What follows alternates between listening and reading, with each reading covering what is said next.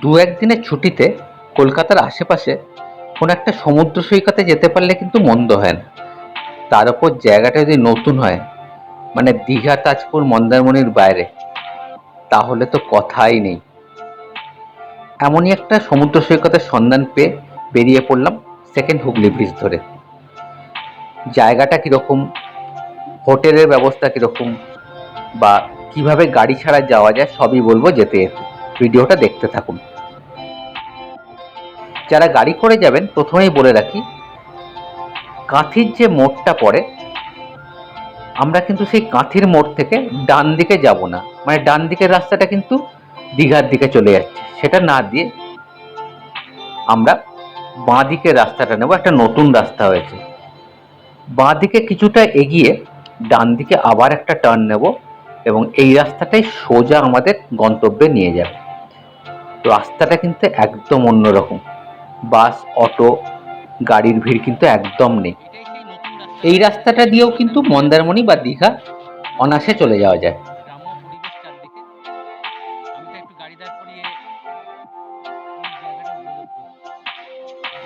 রাস্তাটা কিন্তু বেশ সুন্দর, একদম গ্রাম্য পরিবেশ।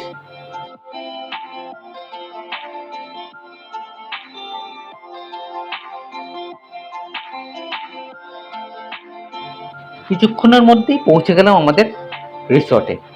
রিসর্টের নাম the Quest Inn beach resort, আর জায়গাটার নাম হলো Dadanpatrabar beach. Quest Inn কিন্তু একদমই নতুন রিসর্ট। কিছু কিছু জায়গায় এখনো কাজ চলছে। দুদিকে কিন্তু রুম আছে। দোতলার রুমগুলো খুবই ভালো, ব্যালকনি সমেত।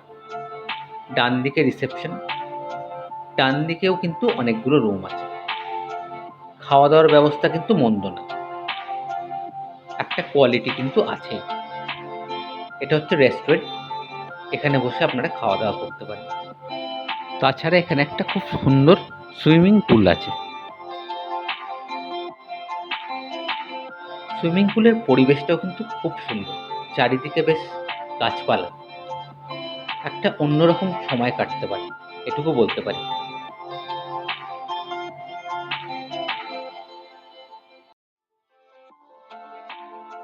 কোয়েশ্চেনের কিন্তু একটা প্রাইভেট বিচ আছে।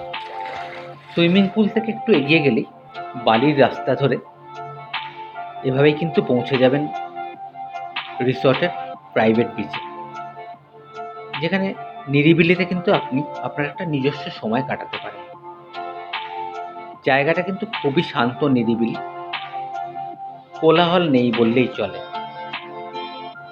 যদিও সমুদ্রে অনেকেই অনেক রকম আনন্দ করেন, তবে যারা সমুদ্রটাকে সুন্দরভাবে দেখতে চান, উপভোগ করতে চান একটু শান্ত পরিবেশে, এই জায়গাটা কিন্তু অসম্ভব সুন্দর। তাদের জন্য কিন্তু একদম পারফেক্ট।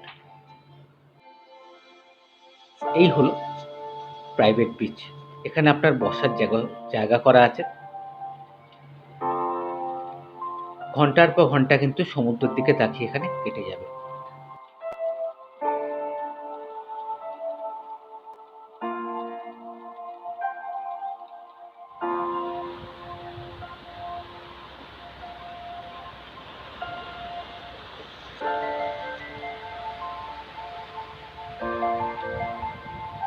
আমি এখানে অনেকক্ষণ গিটার বাজিয়েও কাটিয়েছি।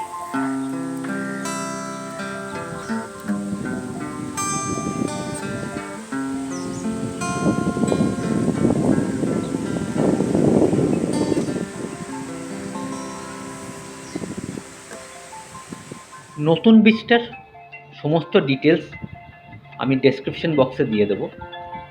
তাছাড়া যারা বাসে করে আসতে চান, তারা চাউলখোলাতে নেবে অটো রিজার্ভ করে নেবেন। রিজার্ভ করে নিলে মন্দারমণির দিকেই এগোবেন, এবং একটা মোড় পড়বে যেখানে ডান দিক থেকে মন্দারমণির হোটেলগুলো শুরু হয়, সেই ডান দিকে না গিয়ে সোজা চলে আসবে। তাছাড়া অটোওয়ালাকে ওয়েস্টিন রিসর্ট বললে অনায়াসে পৌঁছে দেবে। ভিডিওটা ভালো লেগে থাকলে লাইক, শেয়ার এবং সাবস্ক্রাইব করতে ভুলবেন না।